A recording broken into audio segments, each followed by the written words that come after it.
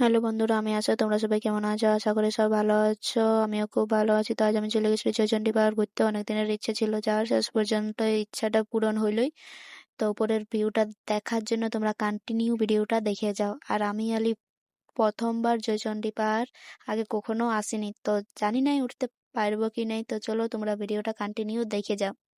যদি মনে ধরে আমায় সঙ্গে করে তো এই যে দেখতেই পাচ্ছ, একটু উঠতে না উঠতেই আমার অবস্থা পুরো একদম খারাপ হয়ে গেছে। তো কি করবো, আইসিসি তখন উঠতে তো হবে কি। তো চলো তোমাদের সাথে উপরে গিয়ে একেবারে দেখা হচ্ছে। সো ফাইনালি 5-6 ঘন্টা জার্নি করার পর আমরা উপরে উঠে গেছি। তো চলো তোমরা দেখতে থাকো।